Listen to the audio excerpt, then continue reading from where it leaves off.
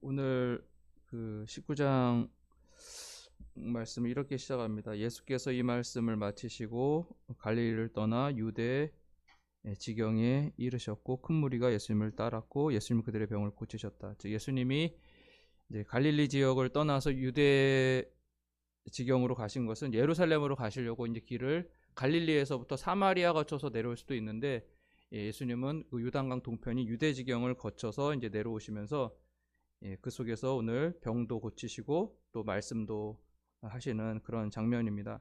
오늘 마태복음 19장에 보면은 오늘 말씀의 제목도 바라고 예수님께 오매 이르시되라고 정했는데요. 예수님께 나왔던 세 부류라고 표현하면 될까 모르겠는데 세 부류의 사람들이 나옵니다. 그들은 무엇인가 예수님께 바라고 예수님께 나왔고 예수님은 그들에게 말씀을 해주셨어요.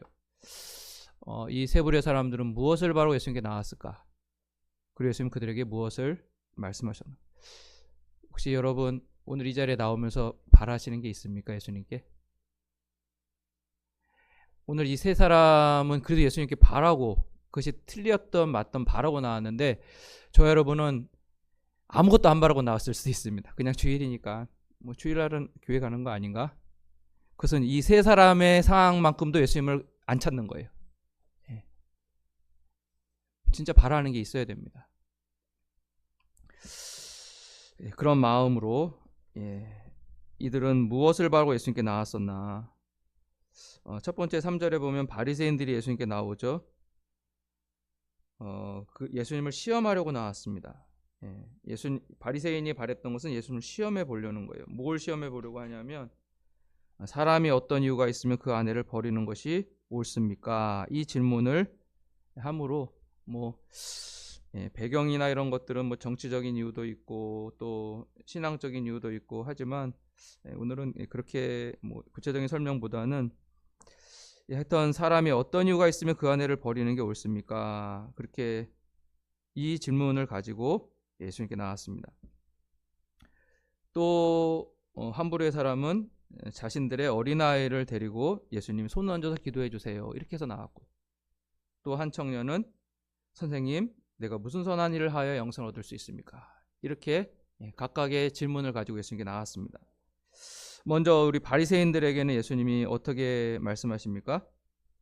4절에 보시면 사람을 지으신 이가 본래 그들을 남자와 여자로 지으시고 말씀하시기를 그러므로 사람이 그 부모를 떠나서 아내에게 합하여 그 둘이 한 몸이 될지니라 하신 것을 읽지 못하였느냐.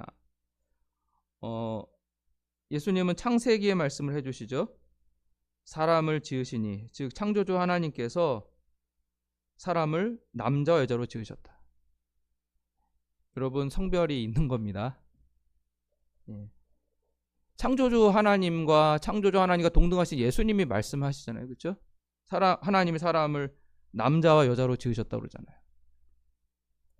창세기 1장에 이렇게 돼 있죠. 남자 여자를 지으시고 하나님의 형상대로 지으셨다. 그리고 5절에 보시면 부부에 대해서 아담과 하와에 대해서 이렇게 사람이 그 부모를 떠나서 아내와 합하여 그 둘이 한 몸이 될지니라 하신 것을 읽지 못하였느냐. 당연히 이들은 알고 있죠. 창세기 1장 2장에 이렇게 써있다는 것을 알 수 있습니다. 그런즉 예수님이 결론을 내리시죠. 그런즉 둘이 아니요 한 몸이니 그러므로 하나님이 짝지어준 것을 사람이 나누지 못할지니라. 버릴 수 있습니까? 버리는 것이 옳습니까? 예수님이 뭐라고 하셨어요? 한 몸 됐으니까 안 된다. 대답을 해주셨습니다. 근데 7절에 바리새인들 말씀을 잘 알거든요. 신명기에 보면 모세는 이렇게 되어 있는데 이거 관주에 보시면 신명기 24장 1절부터 4절입니다. 이혼 증서를 주어서 버리라고 명하지 않았습니까? 창세기에는 그렇게 돼 있지만 신명기에는 결혼을 했는데 그 부끄러운 일이 발견되거든 버려도 된다. 근데 이제 부끄러운 일이라는 것을 어떻게 해석하냐의 문제인데 부끄러운 일이라는 것은 그 단어적인 의미도 원래는 음행입니다. 결혼을 했는데 다른 사람이랑 관계를 맺은 거죠. 그런 일이 발견되거든 버릴 수 있다. 이혼이 가능하다. 이렇게 말씀을 되어 있는데 사람들은 어떤 그런 성적인 타락만이 아니라 부끄러운 일을 아주 여러 가지로 내 마음에 안 드는 것으로 다 이렇게 이렇게 적용을 시켜버렸어요. 그래서 그런 구체적인 여러 가지, 나 이게 마음에 안 든다, 그러면 버릴 수, 허락하지 않았냐. 그러니까 예수님이 그 사건에서 뭐라고 말씀해 주십니까? 예수께서 이르시되 모세가 너희 마음에 완악함 때문에 안 해버림을 허락하였거니와 본래는 그렇지 않다. 그렇죠? 아까 창세기 우리 마태복음 19장 4절부터 6절까지 하나님은 사람을 남자 여자로 만드시고 둘이 한 몸이 되었기 때문에 하나님이 짝지어 준 거 나누지 못한다, 이렇게 분명히 말씀해 주셨는데, 이게 본래 그런 건데 왜 그러면 모세 때에는 그 이혼 증서를 주어서 버리라고 명했냐? 이유가 뭐라고 돼 있어요? 8절에 한번 같이 우리 읽어보겠습니다. 예수께서 이르시되 모세가 너희 마음에 완악함 때문에 안 해버림을 허락하였다. 거기까지요. 하나님이 잘못이 아니라 사람의 마음의 완악함 때문이다. 완악함이라는 이 단어의 뜻은요, 굳은 마음이라는 거예요. 굳어진 마음. 무슨 말입니까? 하나님의 말씀대로 살고 싶지 않다. 하나님을 떠나면 우리도 하나님을 떠나면 우리 마음이 어떻게 돼요? 일용할 감사가 아니라 이렇게 그 욕심인데 더러운 욕심이 생기잖아요. 그렇죠? 근데 그거를 내가 안 버리겠다. 그 마음으로 굳어진 게 완악한 마음입니다. 굳어진 마음입니다. 이 완악한이라는 뜻을 설명하는 단어는 이렇게 설명돼. 굳어진 마음, 혹독한 마음, 엄한 마음, 잔인한 마음, 무자비한 마음, 박해하는 마음. 결혼이 하나님의 계명으로 이렇게 주어져 있으니까 한 남자와 한 여자가 결혼하고 음행한 거 외에는 이혼할 수 없다라는 기준이 딱 세워지니까 세상 사람들은 안 그렇기도 한데 이 계명은 지켜야 되는데 건수를 잡는 거죠. 그리고 계속 괴롭히는 겁니다. 음행 안 했어요. 근데도 너무 싫어요. 그래서 성격이 안 좋다, 무엇이 안 좋다, 계속 꼬투리를 잡고 심지어는 때리기도 하고. 저도 결혼하고 제 문제만 빠져가지고 아내도 자녀도 한 5년 정도 그냥 돌아보지도 않았던 것 같아요. 완악한 거죠. 굳어진 마음인 거죠. 자기밖에 모르고. 결혼을 했다라는 것은 상대랑 같이 이렇게 하나의 편지 같이 쓰기로 한 건데 여전히 그냥 나 혼자만, 나만 생각하는 거죠. 그리고 이제 막 괴롭히고. 그러니까 지금 성경에 보면은 예수님도 음행 외에는 안 된다. 그래서 이제 이것이 오늘 그럼 이혼은 음행한 거 외에는 안 되는 겁니까? 그렇게 이제 질문할 수 있겠죠. 그러나 맞습니다. 맞는데 그 왜 이혼을 허락했냐 하면 그것이 괜찮다. 이제 너희들 네가 마음에 다 안 들어? 그러면 해도 돼. 이런 의미가 아니라 그 마음의 완악함으로 너무 괴롭히니까. 원래 사랑하려고 하나님이 처음에 에덴 동산에 만들고 아담과 보기 이랬습니까? 내 뼈 중에 뼈, 살 중에 살 좋아했잖아요. 그 상태로 하나로 사는 건데 이게 실증이 난다, 좀 어렵다 이런 게 아니라 이것을 너무 한 사람을 괴롭히고 이렇게 하니까, 그러면 그렇게 해서 그 한 사람을 하나의 목적에 벗어나서 그렇게 끊임없이 핍박하고 대하려면 아예 갈라서서 새로운 기회를 갖는 게 그런 식으로 주어졌던 것입니다. 그러면 이혼하라는 겁니까? 하지 말라는 겁니다. 하나님이 주신 그 목적대로 살라라는 거죠. 그렇게 안 사는 상태로 살지 말라라는 게 전제입니다. 그 말을 하면서 그러면서 너무 혹독하게 괴롭혀서 이 인생을 완전 망가뜨릴 것 같을 경우에 이혼이 가능했던 거예요. 근데 그렇게 이혼한 게 아니라 사람들은 점점 어떻게 이용합니까? 나 내 기호에 안 차. 나 실증 났어. 나 딴 사람한테 매력 생겼어. 가. 이렇게 했다는 거예요. 그래서 이혼의 원인은 사람의 마음의 완악함이 원인이다.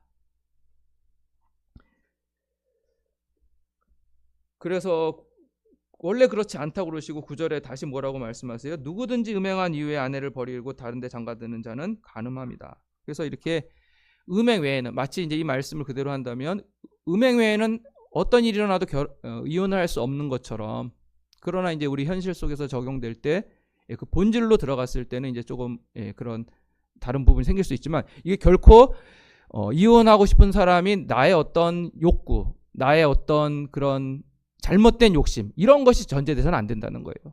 오히려 그 이혼을 당하는 사람이 너무 피해를 더 이상 보면 안 될 게 보호 차원에서 하는 겁니다. 어떤 한 선교사님, 예수님의 사람 하는 선교사님이 한번 우리 그 육성 목사님한테 이렇게 조언을 했대요. 목사님, 저 정말 이혼해야 되겠어요. 선교사님이 무슨 말이냐. 그러니까 그 선교사님이 옷을 벗어서 딱 보여요. 목사님, 이것 좀 보십시오. 이게 뭐냐? 제 아내가 깨물었습니다. 제 아내가 제 십자가입니다. 그러니까 목사님, 사람이 십자가인 경우는 없다. 십자가라는 건 무거운 짐이잖아요. 그를 대신해 내가 죽어야 되는 거잖아요. 근데 사람이 십자가가 아니라 그런 아내일지라도 사랑하는 것이 십자가다. 예수님이 우리를 저렇게 또 죄졌어. 저거 완전 십자가 덩어리야. 그렇게 생각하시는 게 아니에요. 이런 우리를 위해서 대신 죽으시는 그 선택을 하는 게 십자가를 지는 겁니다.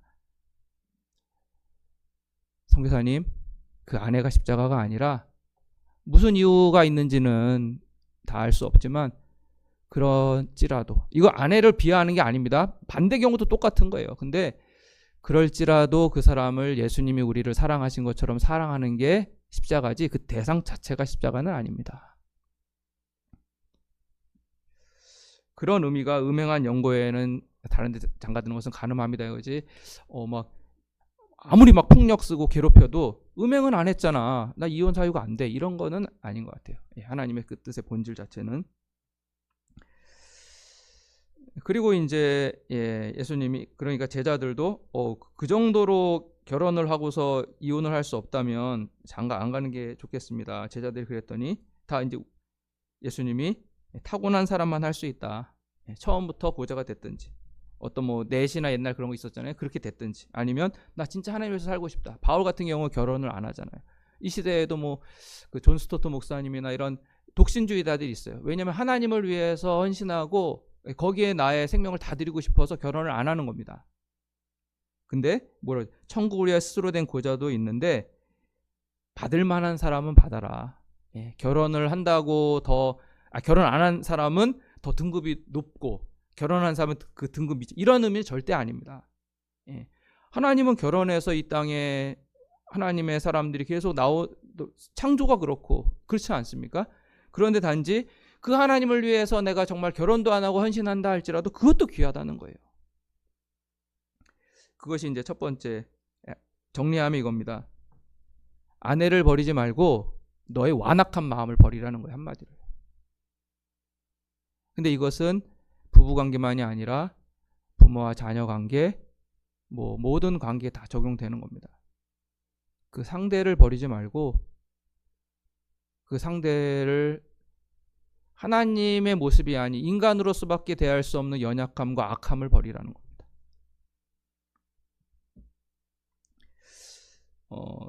두 번째는요, 13절부터 보면 사람들이 예수께 안수하고 기도해 주, 손을 얹어서 기도해 주세요 하고 어린아이들을 데려왔더니 제자들은 꾸짖었지만 예수님은 어떻게 해요? 아이들을 용납하고 내게 오는 것을 금하지 말라. 천국 이런 사람 것이다. 그렇게 말씀하시면서 제자들 그 아이들에게 안수하시고 거기를 떠났어요. 이 사건이 제일 짧아요. 여러분, 우리가 하나님의 말씀을 들을 때 많은 변론을 하는 것을 통해서 안 하니까, 이해가 안 되고 따르기 싫으니까 많은 대화가 필요해요. 그러나 정말 하나님의 뜻의 주인 되심이 확실히 서 있는 사람들은 대화가 짧아요. 물론 뭐 기도의 부탁이었지라고 그럴 수도 있겠지만, 이 사람도 안수해달라 하고 예수님이 안수하고 떠나요. 근데 여러분 한번 생각해요. 예수님 뭐라고 이 아이들한테 기도해 주셨을까요? 부모님들은 이 아이에게 도대체 무슨 기도를 해달라고 예수님 앞에 나왔을 것 같고, 무슨 기도를 안 써있으니까 모르죠. 저 여러분은 자녀들 위해서 뭐라고 하나님께 기도하십니까? 하나님, 저희 자녀 이 땅에서 좀 사람들이 알아줄 만한 잘 나가는 자녀 되게 해주십시오. 그렇게 기도한다든지, 하나님, 우리 자녀 정말 일용할 게 아니라 그냥 차고 넘치게 갖고 있는 그런 자녀 되게 해주세요. 혹시 그렇게 우리의 소원이 있지 않습니까? 예수님 그렇게 기도하실까요? 손을 얹고 이 자녀가 앞으로 일용할 것이 아니라 집에 쌓아두고 다른 사람한테 다 줄게 넉넉하지만 그래도 안 줘도 그렇게 넉넉한 그런 부자가 되게 해주세요. 이 아이가 세상에서 하나님을 믿든 안 믿든 정말 이 세상에서 사람들이 정말 이렇게 부러워하는 그런 이름 있는 아이 되게 예수님 이렇게 기도해 주셨을까요? 그 아이들에게 손을 얹고 안 그러셨을 것 같아요. 그렇죠? 예, 하나님 일용할 것으로 감사한 아이 되게 해주시고 주기도에 하셨던 그 하나님을 닮는 아이 되게 해주시고 아마 그렇게 기도하지 않으셨겠습니까? 그래서 이 사람들은 제일 짧아요. 그냥 딱 기도해 달라고 하고 예수님 손을 딱 기도 가셨어요. 세 번째 사람은 어떤 사람? 20절에 보면 청년이라고 되어 있는데요. 예. 이 사람은 부자였고 젊고 사내들인 공의의 의원. 예. 근데 뭐라고 말합니까? 어떤 사람이 죽게 와서 이르되, 이 죽게 와서라고 표현한 것은 마태의 고백입니다. 이 젊은 사람이 예수님을 주라고 부른다는 게 아니에요. 어떤 사람이 죽게 와서 이르되, 이 사람은 뭐라고 부르니까 예수님 선생님 부릅니다. 선생님, 내가 무슨 선한 일을 하여야 영생을 얻으리까? 이 사람 이스라엘 사람입니다. 하나님의 계명을 다 지킵니다. 아브라함이 영생하신 하나님을 불렀다라는 것도 알 거고, 내가 어떤 선한 일을 하면 영생을 얻으리까? 이 질문한다는 건 지금 이 젊은 사람이 청년이 하나님의 준 영원한 생명을 누리고 있다는 건가요? 안 누림에 문제가 생겼다는 건가요? 문제가 있다는 거죠. 그렇지 않습니까? 그러니까 예수님이 이렇게 말씀하십니다. 예수께서 이르시되 어찌하여 선한 일을 내게 묻느냐? 선한 이는 오직 한 분이시. 그러면 예수님은 선한 분 아니라는 걸까요? 그런 의미가 아닙니다. 이 사람이 예수님을 지금 하나님으로 믿지 못하고 선생으로 보고 있으니까 예수님은 선한 분은 하나님밖에 없다 이렇게 말씀하신 거예요. 만약에 이 사람이 예수님을 하나님을 알았다면 맞다. 성부 하나님도 또 성자 예수님도 성령 하나님도 선하시다 이렇게 대답을 했을 거예요. 그러나 이 사람이 예수님을 주로 보지 않고 선생으로 보고 있으니까 선한 분은 하나님이다라고 말한 겁니다. 선한 이는 오직 한 분이시다. 내가 생명에 들어가려면 계명을 지키라. 계명들을 지키라. 그러니까 이 사람이 어떤 계명을 지켜야 됩니까? 제가 다 지켰는데 또 뭘 지켜야지 제가 그 하나님이 주신 영생을 제가 지금 누릴 수 있겠습니까? 그랬더니 예수님이 10계명 중에 5계명부터 9계명 6계명부터 말씀 살인하지 말라, 간음하지 말라, 도둑질하지 말라, 거짓 증거하지 6에서부터 9계명이죠. 그 다음에 내 금을 공유했다. 5번째 계명이죠. 그리고 마지막에는 뭐라고 말씀하시죠? 내 이웃을 내 자신과 같이 사랑하라. 이것은 10계명에는 10번째 계명은 내 이웃의 것을 탐내지 말라 되어 있거든요. 내 이웃을 내 자신과 같이 사랑하는 계명 어디 나오냐면 레위기 19장에 보시면 여러분 레위기 19장 18절에 이렇게 되어 있습니다. 제가 읽어드릴게요. 한번 들어보세요. 하나님이 거룩하고 너희도 거룩하라고 하시면서 19장 17절 너는 내 형제를 마음으로 미워하지 말며 내 이웃을 반드시 견책하라. 그러면 내가 그에게 대하여 죄를 담당하지 아니하리라. 원수를 갚지 말며 동포를 원망하지 말며 내 이웃을 사랑하기를 내 자신과 같이 사랑하라. 나는 여호와이니라. 여러분 레위기 19장 18절에 내 이웃을 사랑하기를 내 자신과 같이 하라. 여러분 신약에 예수님이 정리한 것만 아니라 구약에 이렇게 명시가 되어 있어요. 원수를 갚지 말라고 하고 동포 원망하지 말라고 하고 내 이웃을 사랑하기를 내 자신과 같이 하라. 이렇게 되어 있는데 그 예수님이 다 레위기 말씀 내 이웃을 내 자신과 사랑하라 하신 것이다. 그러니까 20절에 그 청년이 뭐라고 말합니까? 이 모든 것을 내가 지켰다고 말합니다. 여러분 근데 이제 예수님이 내 이웃을 내 자신과 같이 사랑하라고 했는데 지켰다고? 그래? 그러면은 뭐라고 말씀하십니까? 예수께서 이르시되 내가 온전하고자 할진대 내 소유를 팔아 가난한 자들에게 주라. 그리하면 하늘에서 보화가 내게 있으리라. 그리고 와서 나를 따르라. 여러분 이웃을 사랑해요. 내 자신과 같이 사랑하라고 그랬잖아요. 그렇죠? 지켰대요. 그런데 이웃에게는 지금 일용할 것이 부족한데 나는 일용할 것이 넘치게 있어요. 그런데 예수님이 그래 그러면 너 이웃을 내 몸같이 사랑하는데 그러면 내 소유를 팔아서 가난한 사람들에게 나눠주고 그러면 이것이 하늘의 상급이 될 거야 했는데 이 청년이 재물이 많음으로 이 말씀을 듣고 근심해서 갔다. 그러면 여러분 이 청년이 이웃을 자신과 같이 사랑한 겁니까? 그렇지 않은데 왜 이 청년 스스로 나는 다 지켰다고 대답을 했을까요? 예수님 말씀대로 하나님의 말씀 못 지킨 거예요. 그래서 부족함을 느꼈던 거예요. 하나님의 생명에 대해서.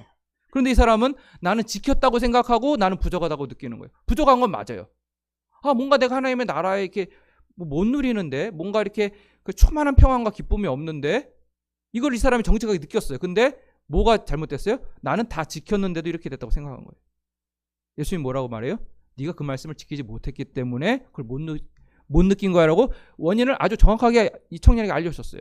그러면 이 청년이 정말 하나님을 주인 삼고 살아가는 사람이라 어떻게 그렇군요. 저기 그렇게 모르지만은 않았겠죠. 몰랐든지 아니면 예, 맞습니다. 그게 제 문제입니다. 예, 제가 그렇게 해서 하나님의 그 영생을 들어갈게요. 누릴게요. 이렇게 해야 되는데 어떻게 합니까? 근심하며 갔다고 그랬습니다. 여기에서 딱 나오는 겁니다. 여러분, 주종 관계에서 종이 주인의 말을 거부할 수 있습니까? 지금 우리의 어떤 노사 관계로만 생각하시면 안 돼요.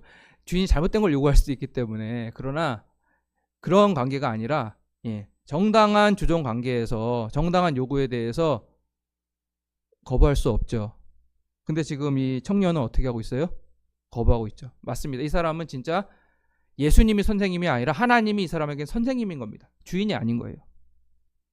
나의 재물도 나의 생명도 내가 지켰다. 내가 하나님의 계명, 내 주인의 계명이라고 지켰던 그 계명을 주인으로서 지킨 게 아니라 그냥 그렇게 살라고요? 예, 해볼게요. 선생님으로 지킨 거예요. 주인이라면 이렇게 할 수가 없어요. 주인이라면 이때라도 돌이켜서 바로 나눠주고 그 영생에 들어가는 겁니다. 이 사람은 하나님이 자신의 주가 아니라 선생님이었던 겁니다. 그래서 영생을 누릴 수가 없었던 거예요. 여러분, 예수님께 무엇인가 바라고 이 바리새인들은 예수님을 시험에 한번 빠뜨려서 정말 이 민감한 문제를 어떻게 대답하나 해서 예수님을 탁 어떻게 해버려야 되겠다. 그걸 바랬어요.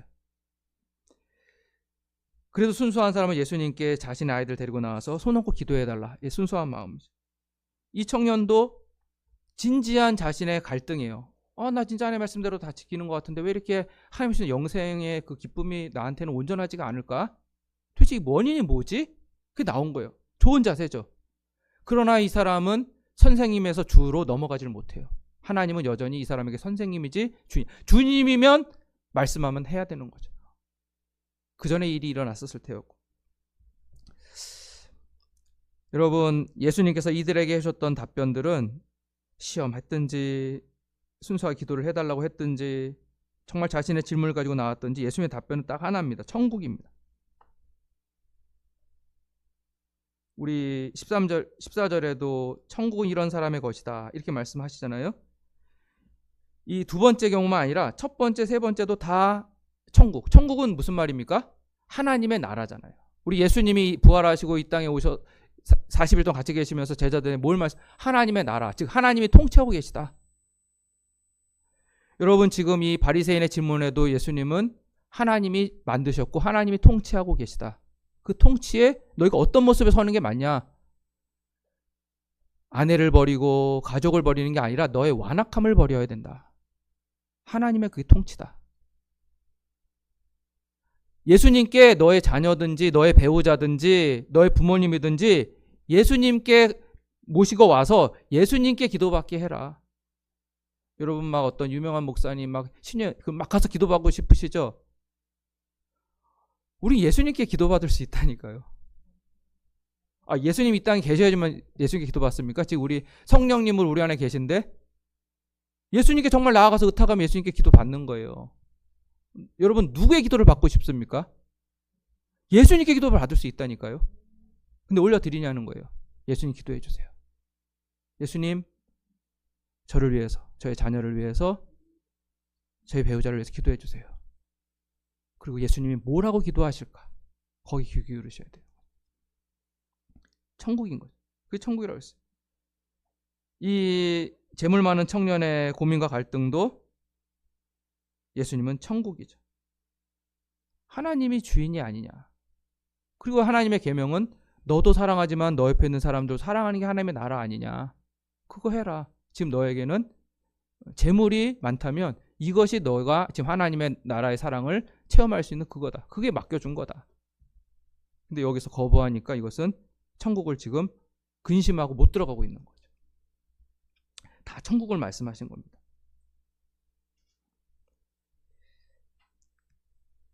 여러분, 예수님의 그 답변이 다 천국이다. 하나님의 통치다. 그러면 그 모든 문제의 답이다라는 것을 우리는 예수님과 이제 제자들, 23절부터는 예수님께서 제자들과 대화하시는 장면이거든요.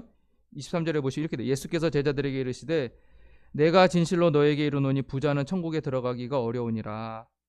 여러분, 이거 하니까 딱 우리는 이 앞에 이 부자 청년만 딱 생각하기 쉬워요. 그래서 이걸 딱 물질 문제로 국한하기가 쉽습니다. 물론 연결되기 때문에 이렇게 돼 있지만 다 포함해요. 제가 그 인천에서 부목사로 있을 때 우리 담임 목사님이 그렇게 말씀하셨어요. 부자가 도대체 누구냐? 부자가 천국에 들어가기 어렵다고 그랬잖아요. 부자가 누구냐? 여러분, 재물 많은 사람 어디가 기준입니까? 어디 선이 되면은 부자인 거예요? 있습니까 기준이? 없죠. 그분이 어떻게 설명을 해주셨는데 저한테 참 많이 도전이 됐어요. 부자라는 거는 내가 갖고 있는 크기가 아니라 내가 갖고 있는 것이 많던 적던 이건 내 거야. 이게 부자라는 겁니다. 맞습니다. 네.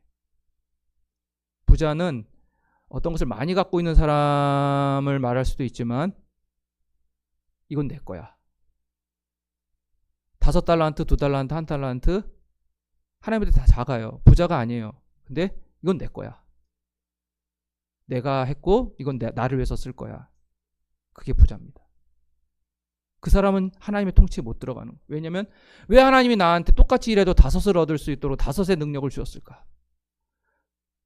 여러분, 그거를 나 자신을 위해서 쓰라고 한 주인이 그런 뜻이 아니에요. 그것을 해서 하나님의 뜻대로 사용하라고 주신 겁니다. 그래서 부자는 이게 내 거야 하면 천국에 못 들어가는 겁니다. 하나님의 통치에 못 들어가는 겁니다. 낙타가 바늘기로 들어가는 것 어렵죠. 불가능하죠. 그처럼 부자는 하나님의 나라에 들어가기가 어렵다. 내 인생을 내 거라고 말하는 한 그 사람은 하나님의 통치에 들어갈 수가 없다. 여러분, 오히려 낙타는 바늘기로 들어갈 수가 있대. 불가능하죠. 그러나 가능하답니다. 그러나 내가 주인이다라고 하는 사람은 하나님의 나라에 못 들어가네요. 완전히 불가능하다는 거죠. 그러나 하나님이 나의 주인입니다라고 하면 낙타가 바늘기로 들어가는 것보다도 더 쉽게 하나님의 나라에 들어갈 수 있다는 거예요. 26절에 말씀하시죠. 예수께서 그들을 보시고 이르시되 사람으로는 할 수 없으나 하나님으로는 다 하실 수 있다. 그리고 27절에 확인해 주죠. 예수님이 하나님으로서 다 하실 수 있다는 말은 하나님을 주인 삼으면 그 아까 세 사람의 불의 모든 질문이 다 될 수 있다는 거예요.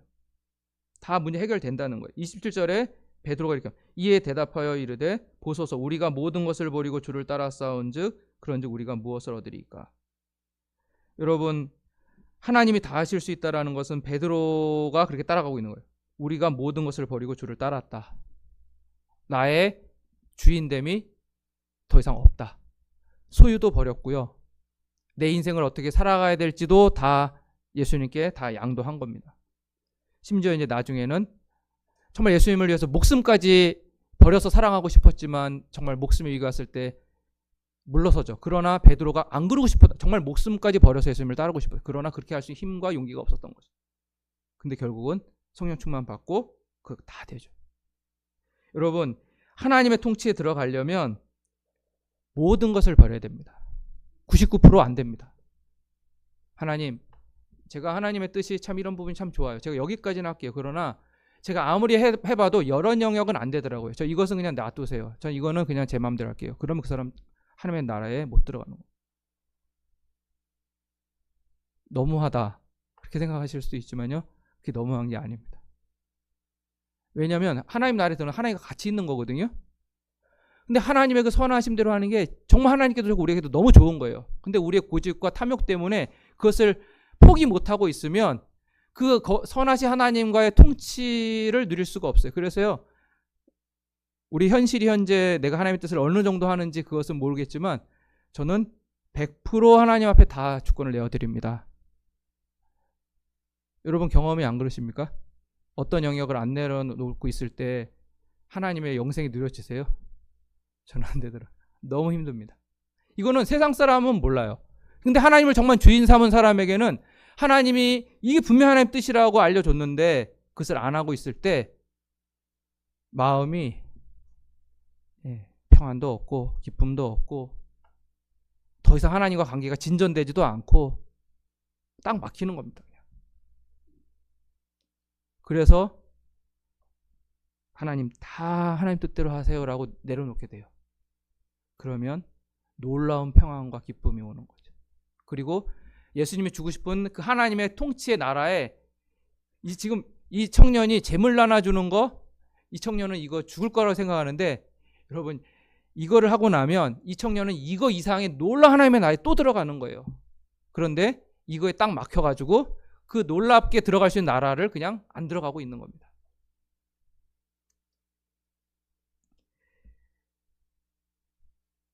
여러분 19장 1절에 이 말씀을 마치시고 이 갈릴리에서 그럼 무슨 말씀을 하셨을까요? 18장에 가보시면 제자들과 갈릴리에서 예수님께 하셨던 말씀들이 나와요. 18장에 보면은 앞장 넘겨보시면 보일 수도 있고요. 제자들이 예수께 나와서 말합니다. 천국에서 누가 큽니까? 제자들은 뭐라고 생각해요? 천국 가죠. 왜냐하면 16장에서 고백했잖아요. 예수님의 정말 하나의 아들이신 고백, 천국 들어간 겁니다. 그러니까 이 사람들은 난 천국은 이제 들어간 거고 천국에서 누가 큽니까? 질문한 거예요. 그랬더니 예수님이 어떻게 합니까? 한 어린아이를 불러 그들에 세우시고 이르시되 돌이켜 어린아이들과 같이 되지 않으면 결단코 천국에 들어가지 못하리라. 마치 뭘 안 하면 이제 천국에 못 들어. 지금 제자들은 사실은 천국에 들어가 있는 상태입니다. 그런데 못 들어가까지 말씀을 하세요. 근데 4절에 뭐라고 하냐면 그러므로 누구든지 이 어린아이와 같이 자기를 낮추는 사람이 천국에서 큰 자다.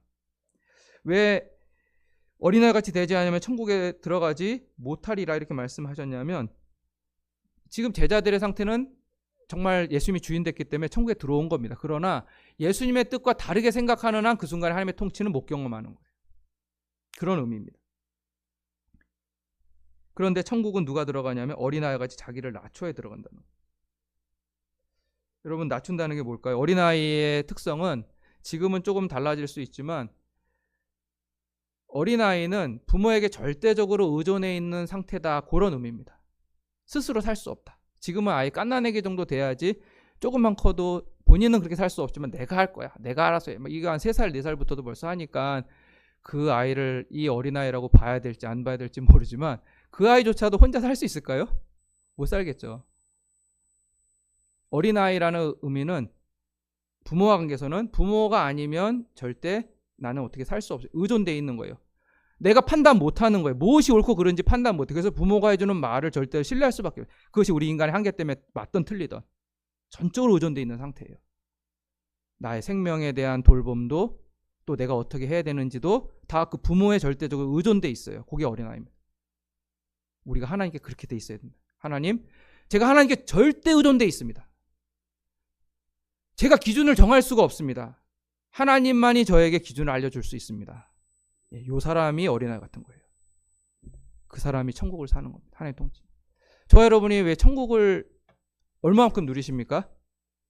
만약 저와 여러분이 솔직하게 나의 상태가 천국에 대해서 누릴 때도 있고 못 누릴 때 더 많다 한다면 뭘 말하는 거예요? 내가 하나님께 절대 의존돼 있지 않다는 거예요. 하나님이 뭐라고 할 때 절대적으로 따라가는 그 상태가 아니라는 겁니다. 그래서 천국이 내 삶에서 희미한 겁니다.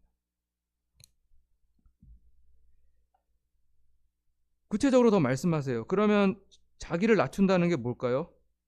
정말 아이가 부모를 절대 의존하고 그 말을 따를 수밖에 없는 것처럼 우리가 하나님을 절대적으로 의존하고 따른다는 게 뭘까요? 18장 5절에 보시면 이렇게 되어 있습니다. 또 누구든지 내 이름으로 이런 어린아이 하나를 영접하면 곧 나를 영접함이. 즉, 이 한 사람을 대할 때 하나님의 얼굴을 보는 것처럼 대하는 겁니다. 그게 자기를 낮추는 겁니다. 6절에는 같은 상황이지만 반대적인, 누구든지 나를 믿는 이 작은 자 중에 하나를 실족하게 하면 연자 맷돌을 목에 달아서 깊은 바다에. 여러분, 율법에는 이 말이 없어요. 그러나 그 당시에 이런 형벌도 있었대요. 뭐 우리나라 그 일제 시대 때도 저쪽 전라도 지역에서 예수 믿는다고 해서 아마 그 연자 맷돌에 맷돌에다가 이렇게 사람 목을 매 가지고 못 나오게 그렇게 해서 죽이기도 했다고 하는데, 하나님을 믿는 사람을 실족하게 하면 이렇게, 그러니까 이 한 사람 대할 때 긍정적으로는 하나님 대하시 대하라. 그리고 한 사람에게 죄 짓는 거는 바로 연자 맷돌 해서 바다에 죽는 그런 행동이다. 이렇게 하는 게 하나님 앞에 절대 의존해 하나님의 뜻을 따르는 겁니다. 이게 낮춘 겁니다. 그냥 예수님이 그냥 이미지를 말한 게 아니야. 실제로 너 누구를 대하든지 이 사람 대할 때 하나님께 대하는 거야. 이 사람한테 하는 그 말과 행동과 이 모든 것이 너 지금 하나님께 하는 거야. 그 다음에 네가 이 사람한테 죄 짓는다면 이것은 바로 죽음이야. 나의 관계와도 단절이야. 이게 하나님 앞에 자기를 낮추는 어린아이 같이 된 사람이 천국에 들어간다, 그 말씀을 한 겁니다. 그러면서 그 작은 자 하나를 실족하지 않아야 되게 하는 것에 대해서 우리가 참 쉽지 않은 예를 쭉 예수님이 나열하시죠. 실족해 하는 일이 이 땅에 있기 때문에 세상에 화가 있다. 실족해 하는 일이 없을 수 없어. 이것은요, 방관이 아닙니다. 많이 있다는 말입니다. 실족하게 하는 일들이 이 세상에 아주 빈번하다. 뭐 이렇게 실족하는 일이 말이니까 그냥 어쩔 수 없어, 이런 의미가 절대 아니고, 실족하게 하는 일에 대해서 정말 많이 빈번하다. 근데 실족하게 하는 그 사람에게 화 있다. 그러니까 어떻게 실족하지 않기 위해서 어떻게 돼? 8절에 보면 내 손이나 내 발이 너를 범죄하게 하면 찍어내버려야 된다. 9절에 내 눈이 너를 범죄하게 하면 빼어버리라. 여러분, 이렇게 하면 우리 신체가 남아날까요?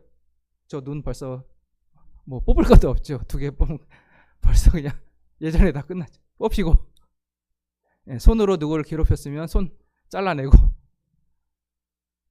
발 잘리고, 갈 때 안 가고, 뭐 사람 발로 찼으면 발 잘라야 되고, 입으로 욕했으면 입 자르고, 우리 몸에서 뭐가 남아나겠습니까?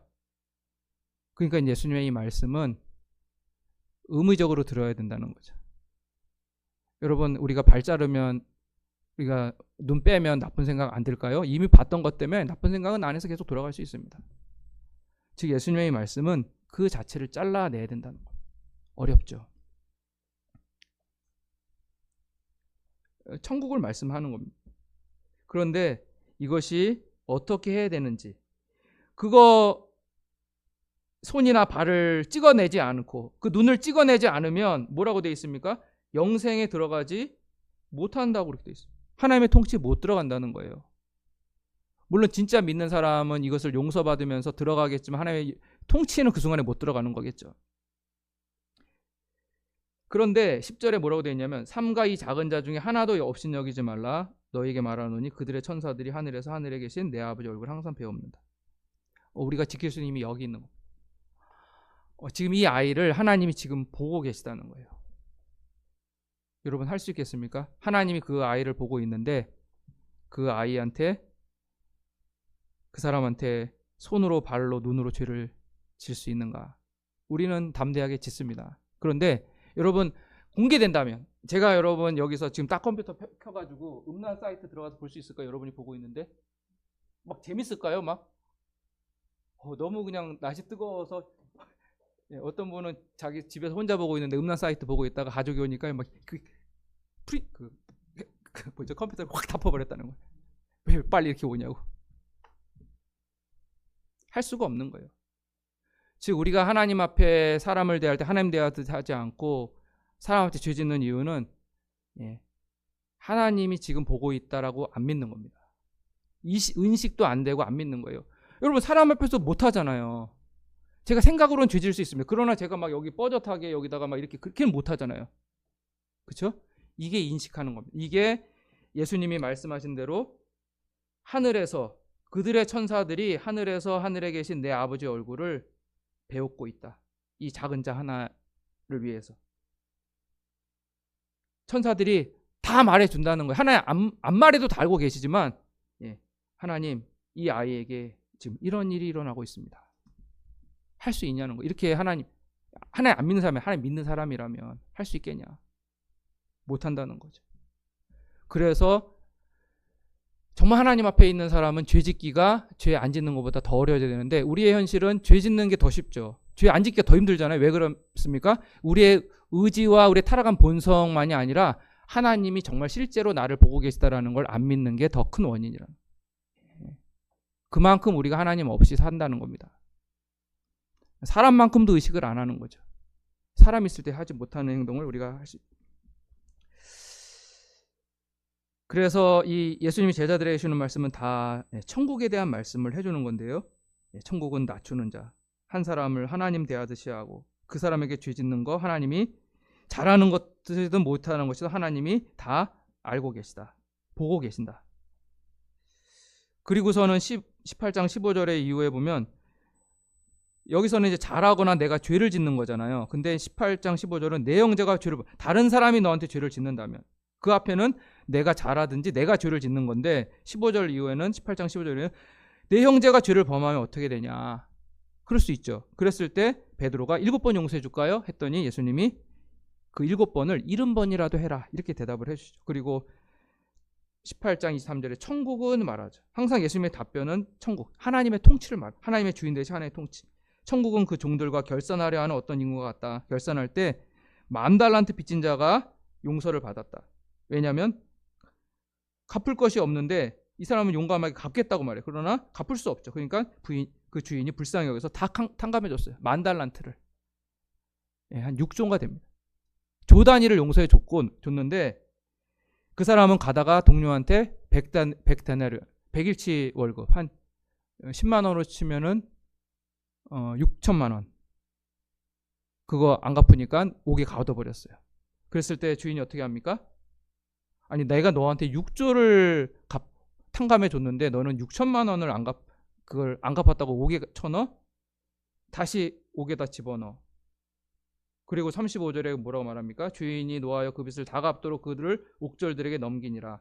너희가 각각 마음으로부터 형제를 용서하지 아니하면 나의 하늘 아버지께서도 너희에게 이와 같이 하시리라. 하나님이 우리에게 주시는 용서를 6조의 용서를 받고 있다면 6천만 원의 용서를 할 수밖에 없다. 해야 한다. 만약 우리가 거부한다면 우리는 어떻게 돼요? 6조의 용서를 받을 수 없는 거예요. 그게 하나님의 통치라는 겁니다. 여러분 19장에 다시 돌아오시면 28절부터 30절에 이렇게 말하고 있습니다. 예수님이 내가 진실로 너에게 이르노니 세상이 새롭게 되어 인자가 자기 영광이 보자. 세상이 새롭게 됐다는 게 뭘까요? 아까 18장의 모습입니다. 이 한 사람을 대하는 건 하나님께 하는 거구나. 세상이 새롭게 된 거예요. 내 이 사람한테 죄지면 하나님과의 관계도 끝나고 내 육신의 생명도 바로 바닷속에 가서 죽는 거구나. 세상이 새롭게 되는 겁니다. 또 다른 사람이 내게 잘못했어요. 그랬을 때 어떻게 됩니까? 베드로가 7번 용서해 줄까요? 아니야. 그 사람이 7번이라서 용서한다면 그 7번을 70번이라도 해줘야 돼. 그게 세상이 새롭게 되는 거예요. 이게 하나님의 나라라는 거예요. 이 나라를 사는 사람들은 먼저 된 자로서 나중되고 나중된 자로 먼저 될 자가 많다. 왜냐하면 이것은 인간의 연륜으로 오는 문제가 아니라요. 하나님의 통치를 인정하냐 안 하냐의 문제라는 겁니다. 여러분 오늘 우리에게 말씀하시는 예수님이 누구냐가 중요합니다. 우리를 그 젊은 청년처럼 선생님이냐 아니면 내 마음의 주인으로 영접해서 내 마음의 주인이시냐. 오늘 저와 여러분이 이 말씀을 이 청년처럼 선생님으로 하면은 우리가 따라갈 수 없고요. 주인이다 하면 따라가게 됩니다. 주인 되신 예수님이 오늘 뭐라고 말씀하신 거예요? 가족 버리지 말고 너의 완악함을 버려라. 그게 배우자든 자녀든 부모이든 그 대상을 버리지 말고 너의 완악함을 버려라 말씀하신다는 겁니다. 그리고 우리 자녀만 예수님 기도의 소가 아니라 내 배우자든지 내 부모님이든지 나의 자녀든지 예수님 기도해 주세요. 이 사람을 위해서 기도해 주세요. 그리고 예수님이 뭐라고 기도하실지 주기도문을 생각하시고 예수님이 이런 기도를 해주신다는 거예요. 즉 기도를 원한다라는 것은 예수님과 다른 걸 기대하지 말라라는 겁니다. 우리 자녀들이나 부모님이나 배우자에게 예수님이 주겠다고 한 아닌 것들을 해달라고 하지 말라라는 거예요. 예수님이 우리에게 주시고자 한다라는 것을 구하라는 겁니다. 그리고 예수님 해주세요. 계속 올려드리세요. 저도 아버님이 목사님이시고 저도 목회자니까 자녀들이 다 그냥 거저 믿을 줄 알았습니다. 그런데 정말 인격적으로 나의 주인으로 모시는 것에서는 싸움이 있구나. 제 힘으로 제가 먼저 회개하는 것밖에 할 수 없고 또 간절히 기도하는 것밖에 할 수 없구나. 말로 설득할 수도 없고 저의 인생에 살아온 잘한 거 못한 걸 다 솔직하게 말해준다고 될 문제도 아닙니다. 제가 하나님 앞에 천국을 살아야 되고 두 번째는 간절히 기도하는 거예요. 그래서 하나님이 하셨습니다. 안 그랬으면 그냥 자연히 믿게 됐어요. 아니 그거를 그게 잘못됐는지 기도해 주세요. 하나님 맡깁니다. 먼저 저를 맡기고 배우자를 맡기고 저희 자녀를 맡기고 부모님을 맡깁니다. 예수님 정말 그 대상에게 진짜 필요한 거 기도해 주세요. 예수님 진짜 필요한 거 기도해 주시겠죠. 그리고 예수님의 기도니까 이루어지겠죠. 그리고 이 젊은 청년의 경우를 한다면 예수님을 하나님을 선생님으로 대화하면 됩니다. 이거는요 내가 선택하겠다는 거예요. 주인이면 즉각 순종이고 100% 순종할 수밖에 없죠. 어떻게 주인한테 이건 할 거예요 저건 안 할게요 할 수가 있습니까? 그건 천국이 아닌 거예요. 천국은 하나님이 말하면 이게 천국이죠. 예수님 하나님 말하는데 한번 말씀해 보세요. 제가 들어보고 제 그 마음에 맞으면 하고 안 맞으면 안 할게요. 이거는 구약의 예레미야 때도 예레미야한테 하나님 앞에 우리 민족 어떻게 될까요? 알려주세요 해놓고 자기가 원하는 답이 아니니까 나무라고 했는데 그냥 애굽으로 가버리잖아요. 그 천국 아니죠. 하나님의 통치 아니잖아요. 우리가 하나님을 선생님으로 대하고 있지 않나. 주님이라면 그렇게 할 수 없는 겁니다. 여러분 오늘 우리는 하나님 말씀 앞에서 결단을 해야 되는데요. 제가 이번 말씀 준비하다가 결단한다라는 건 쉽지 않다는, 우리가 그냥 여기 예배 순서지에 그냥 결단의 선포, 결단 찬양하니까 그냥 말이 그렇구나. 여러분 결단은 목숨을 거는 거예요. 내가 자연스럽게 되면 왜 결단을 합니까? 그냥 하면 되지. 결단한다는 거는 목숨 내놓고 한다는 거예요. 제 주권 다 내려놓습니다. 제 취향 다 내려놓습니다. 오늘 말씀을 하면 저 가족을 버리는 게 아니라 제 완악함을 버리겠습니다. 제 혼자 할 수 있다고 하지 않고 예수님이 원하는 대로 되어지기를 올려드립니다. 그리고 어떤 장애물, 지금 하나님의 나라 말씀을 스스로 나가 살고 있다고 했는데 선생으로 대한 거죠. 그 말씀을 주인으로 대한 게 아니고 제 주인으로 대하겠습니다. 그게 그렇게 살기를 결단하는 겁니다. 왜요? 예수님을 정말 저와 여러분이 믿는 분이라면 예수님은 저희 안에 누구로 들어오셨어요? 주님이라고 이렇게 들어온 거지 주인이라고 안 하면 안 들어온 겁니다.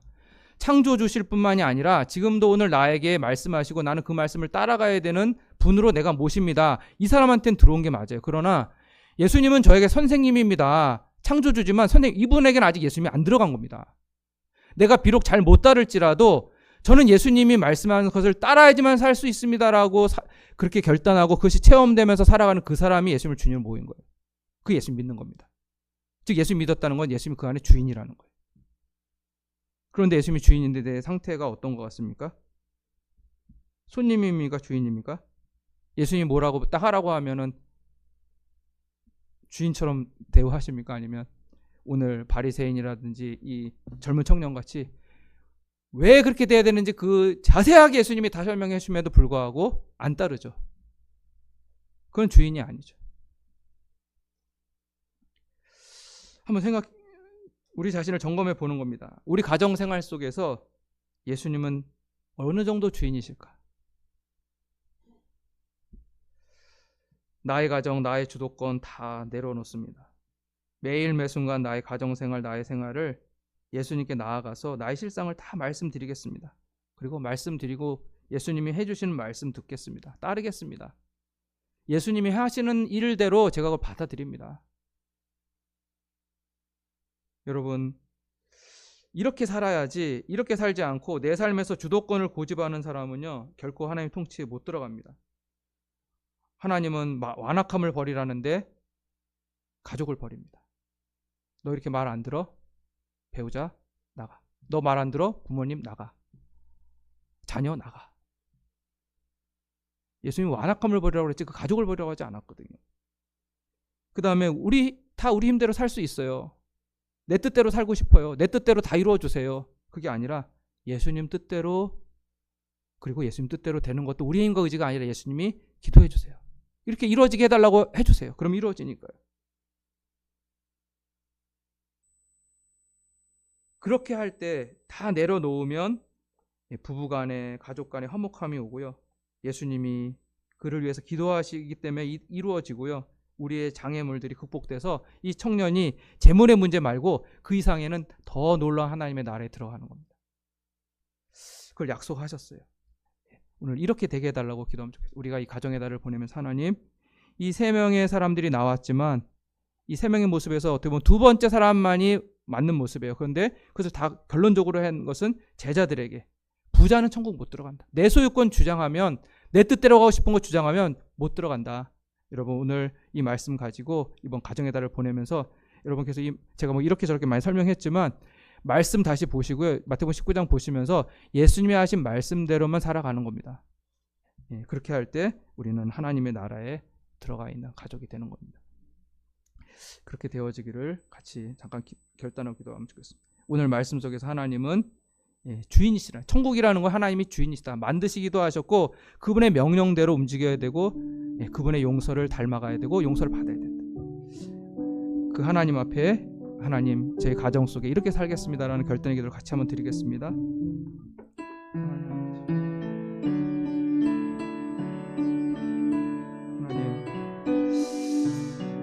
하나님을 주인으로 만드신 분으로 나에게 거룩한 명령자로 나를 속죄해 주신 분으로 나의 모든 것을 버리고 하나님의 주인 되심을 따라가야 되는 분으로 하나님, 이번 가정의 달을 지내면서 저희들이 저희 자신에 대하여, 가족에 대하여 어떤 모습으로 서 있습니까? 하나님, 주인 되신 예수님의 음성을 듣고 따라가는 것으로, 예수님께서 우리에게 행하신 것을 우리가 누리고 그것을 따라가는 것으로 그런 모습으로 설 수 있도록 도와주시옵소서.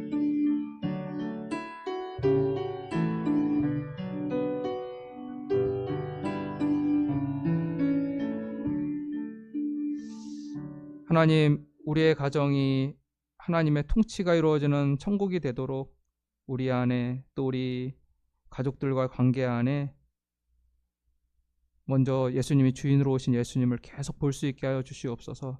그분이 행하신 일로 살 수 있게 도와주시고 그분의 음성을, 우리의 모든 질문과 상황에 대하여 예수님이 하신 그 음성을 순종하고 따라갈 수 있게 하여 주시옵소서. 그래서 천국이 되게 하여 주시옵소서. 예수님의 이름으로 기도합니다.